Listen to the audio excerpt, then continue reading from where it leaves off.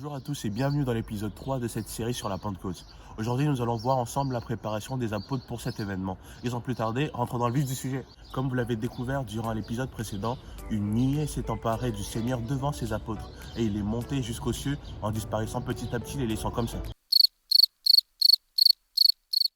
Ils étaient tellement focalisés sur le départ du Seigneur qu'ils n'enlevaient pas leur regard de ce qui se passait. Quand tout à coup, deux hommes vêtus de blanc apparurent et les rassurèrent en expliquant que de la même façon Jésus-Christ est parti, il reviendra. N'est-ce pas une promesse formidable? Ayant entendu cela, qu'est-ce qu'ils ont fait? Ils se sont dit, bon, repartons à Jérusalem, dans la chambre haute, là où nous avons l'habitude de nous rassembler. Pourquoi faire? Comme la Bible nous dit, ils persévérèrent dans la prière en attendant la promesse de Dieu, celle que Christ lui-même a rappelée dans Actes chapitre 1, versets 4 à 5. Il leur a recommandé de ne pas s'éloigner de Jérusalem et d'attendre ce que le Père avait promis, le Consolateur, le baptême du Saint-Esprit. Chacun donc se préparait pour recevoir ce qui leur avait été promis, et ce dans la prière quotidienne. Mais nous parlerons plus en détail de cette promesse dans un prochain épisode. Cependant, ce qu'on peut retenir de cette portion d'écriture, c'est que les promesses de Dieu s'attendent dans la prière. Un axe de réflexion.